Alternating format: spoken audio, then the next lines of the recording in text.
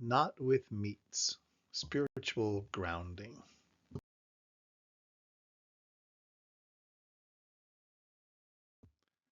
God's dietary law seems to draw inordinate resistance from the carnal mind.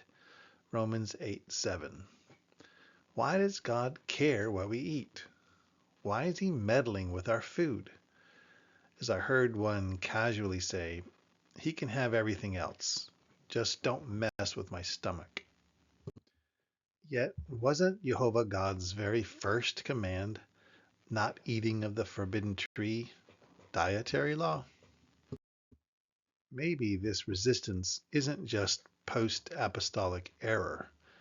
It's as old as humanity itself. What if God's interested in our appetite because in some ways we are what we eat? Perhaps then it isn't good to ignore any of God's laws, especially dietary ones.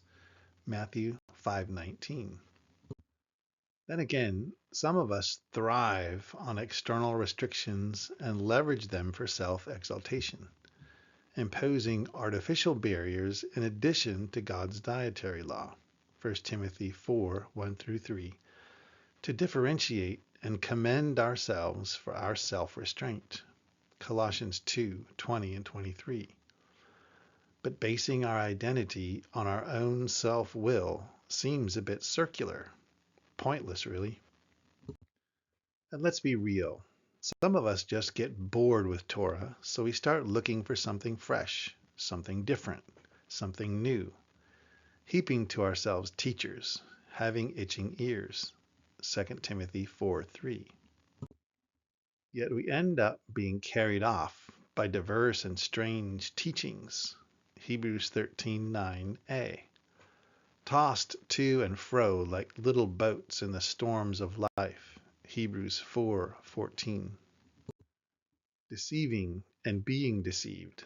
2 Timothy 3:13. Ever learning and never able to come to the knowledge of the truth.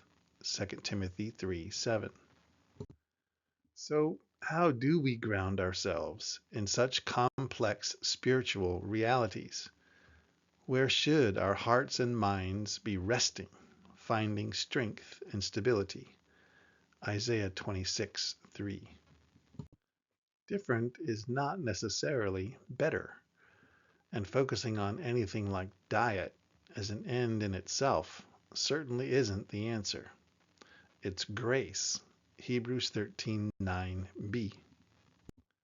Yet, being precise in our definition here, which is simply game-changing, paradigm-shifting, we discover that grace is not mercy or lenience.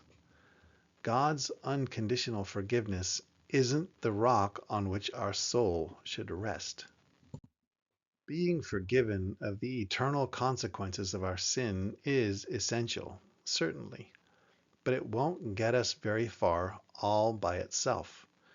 We need to be delivered from sin's power as well, set free from the stranglehold it has in our minds and hearts. 2 Timothy 2:25-26. That's where grace comes in.